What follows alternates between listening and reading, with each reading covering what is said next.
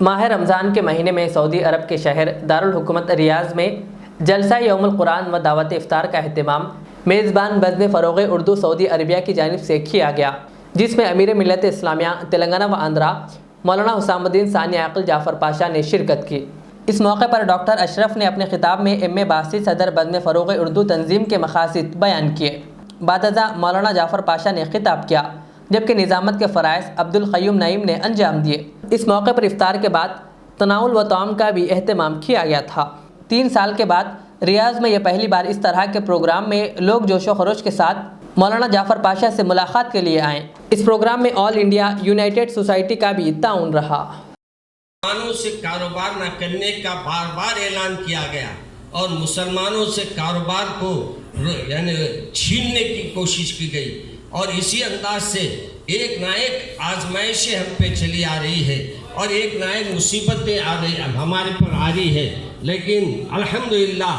آج ہمارے ہندوستان کی سب سے بڑی بات یہ ہے کہ مسلمان آج 100 ظلم سہ رہا ہے، لیکن ہمارے پر اللہ کے رسول پر، اللہ کے حکم پر اپنی جان کو وہ دینے کے لیے تیار ہے، مگر اپنے آپ کو حکومت کے سامنے جھکانے کے لیے تیار ہے۔ یہ اللہ کا بڑا فضل ہے۔ یاد رکھیے، یہ محالات میں کہ جب مسلمانوں کو ہر طرف سے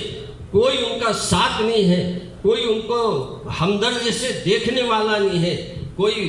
ظالموں کے چوروں سے بدتر ہمارے کو اوپر نظر رکھی گئی ہے، ان حالات میں بھی اگر ہم کچھ کر رہے ہیں اور آج بھی ہمارے پاس نمازیں ہو رہی ہے، اذان ہو رہی ہے، قرآن پاک کی تلاوت ہو رہی ہے، روزے رہ رہے ہیں، اور سب ایک وہ کام جو اللہ نے حکم دیا ہے وہ کر رہے ہیں، تو آج میں یہ کہتا ہوں کہ مسلمانان ہند سب سے بڑے ماشاءاللہ، اگر یہ کہوں تو غلط نہ ہوگا کہ مجاہد ہے، کیونکہ ہر ایک لحاظ سے ان کو آزمایا جا رہا ہے، مگر ہماری آزمائش کو ہم قبول کرتے ہیں، کیونکہ اللہ تبارک و تعالیٰ فرماتا ہے ہم تمہیں ضرور بضرور آزمائیں گے۔ کیسے آزمائیں گے؟ آزمانے کے طریقے بھی اللہ نے بتا دیے۔ تمہارے کھیتوں میں نقصان دے کے آزمائیں گے، تمہارے پھلوں میں نقصان دے کے آزمائیں گے، اور تمہارے گھروں میں نقصان دے کے کر کے آزمائیں گے۔ آج وہ تمام چیزیں الحمدللہ ہو رہی ہے، مگر ہمارے کو اللہ پر بھروسہ ہے، اللہ پر یقین ہے، اور جیسے موصوف نے بھی اپنی تقریر میں فرمایا کہ ہندوستانی مسلمان کہیں بھی رہو، مگر اس کو اپنے وطن سے بھی محبت رہتی ہے، وطن والوں سے بھی محبت رہتی ہے، اور یہ سب سے بڑی بات یہ ہے، وطن والوں کا خیال کرنا بھی آپ لوگوں کی ذمہ داری ہے۔ یاد رکھیے، ہمارے والد ماجد رحمۃ اللہ علیہ فرماتے تھے، میاں کبھی کبھی یہ بھی سوچ لیا کرو کہ اللہ نے مجھے یہ چیز دیا ہے، یہ نعمت میں اپنے دستر پہ ہے، تو میرے کیا بھائی کے دستر پہ بھی یہ نعمت ہے یا نہیں ہے؟ اگر نہیں ہے تو اس نعمت کو پہنچانے کی ذمہ داری کو تم پوری کرو۔ اور ماشاءاللہ آپ کے ہر ایک ماشاءاللہ یہاں اللہ کی راہ میں دینے والا ہے، اور یاد رکھیے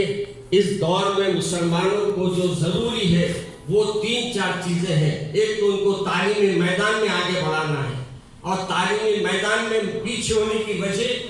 مختلف فیسیں ہیں، مختلف ان کے اوپر کامیابی کے رکاوٹیں بہت سی ان کے اوپر آتی ہیں، اور اسی انداز سے ان کو بچیوں کی تعلیم کو بڑا جو نقصان پہنچ رہا ہے، یہ حجاب کی وجہ سے بہت سے بچیوں نے، آپ کو بڑی خوشی کی بات یہ ہے کہ بہت سے، یہ تو بعض لوگوں کے تو اخبارات میں آ رہے ہیں نام، اور بہت سے بچیاں ایسے ہیں ماشاءاللہ اپنی تعلیم کو چھوڑ دیا، انہوں نے اللہ کے حکم کو چھوڑنا پسند نہیں کیا۔ میرے عزیز دوستو، بول دینا میرے کو بھی آسان ہے، اگر میری اولاد ہوتی تو میں کیا کرتا تھا پتہ نہیں۔ آج میں بول دے رہا ہوں کہ اس نے تعلیم کو چھوڑ دیا صرف برقعے کے لیے، مگر آج کا مومن اگر یہ کام کر رہا ہے اور آج کا مسلمان یہ کام کر رہا ہے تو اس کو یقین مانیے کہ اس کے پروردگار کو اس کو یقین ہے کہ یہ دن بھی گزر جائیں گے انشاءاللہ۔ پریشان ہے، ہوتے رہتے ہیں، مصیبتیں آتے رہتی ہیں، ہر آزمائش کے بعد راحت ہے انشاءاللہ۔ تو ہمارے کو بھی اللہ سے امید ہے، یہ جتنے دن ہمارے پہ ظلم کر لے اچھے ظالموں کو اللہ نے کیفر کردار کو پہنچایا، نہ نمرود رہا، نہ فرعون رہا، نہ اور ایسے کوئی ظالم کرنے والے بادشاہ رہے، تو پھر یہ کیا چیز ہے؟ لیکن میرے عزیز دوستوں اور بزرگوں، آپ کو یہ سمجھ کے چلنا ہے کہ آپ کے آنے کے بعد بھی حیدرآباد میں آپ کو اب بہرحال مکمل حیدرآباد آنا ہی ہے اپنے کو، کیونکہ اپنا وطن تو وہی رہے گا جب تک رہے جب تک آپ حیدرآباد میں رہے، لیکن جب آپ حیدرآباد کی طرف رخ کریں تو اپنے پڑوسیوں کو بھی دیکھیے، اور جو تعلیمی میدان میں پیچھے ہیں ان کے لیے بھی آپ لوگ یہاں سے کوئی انتظام کریے، ان کو آگے بڑھانے کی کوشش کیجیے۔ فروغ اردو تو ہر طرف ہے ماشاءاللہ، آپ کی برانچز جدہ میں بھی ہے، ریاض میں بھی ہے، دمام میں بھی ہے، ہندوستان میں بھی ہے، تو آپ اس ادارے کے تحت جتنا لوگوں کا تعاون کر سکتے ہیں ان کو تعلیمی میدان میں لائیے، ان کو پڑھانے کی کوشش کیجیے، بلکہ ہم تو یہ کہیں گے کہ پورے NRI مل کے ایک اچھا ادارہ قائم کیجیے، اچھا کالج قائم کیجیے، اور اچھی شان و شوکت کے ساتھ ایک مدرسے کو چلائیے۔ اسی طریقے سے میرے عزیز دوستوں اور بزرگوں،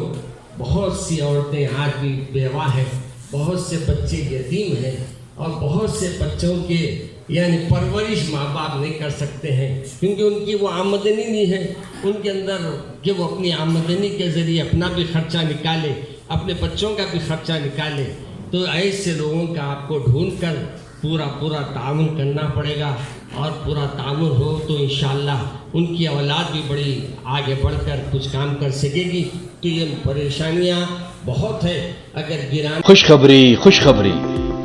اونر آف HKGN فرنیچر عالی جناب نصیر چشتی صاحب کی جانب سے میلاد النبی کی خوشی کے موقع پر اسپیشل آفر۔ جی ہاں، اپنی لاڈلی شہزادیوں کے جہیز کی خریداری کے لیے یعنی اعلیٰ اقسام کے فرنیچر کے لیے چلے آئیے HKGN فرنیچر۔ یاد رہے، پلنگ، شوکیس، سنگاردان، میردان، الماری، یہ 5 آئٹم سیٹ صرف اور صرف 34,999 روپے، اور ساتھ میں بستر کا مکمل سیٹ بالکل مفت حاصل کریں۔ ایک اور 5 آئٹمز کا سیٹ صرف 44,999 روپے۔ میٹرس حاصل کریں بالکل مفت۔ بکنگز کا سلسلہ جاری ہے، تو دیر کس بات کی، ابھی بک کیجیے۔ فرنیچر کی دنیا میں ایک ابھرتا نام، قابل اعتماد، بھروسہ مند شو روم HKGN فرنیچر، فرید complex, Shastripuram main road, Hyderabad. مزید تفصیلات کے لیے کال کریں 9912857230 اور 9346062190۔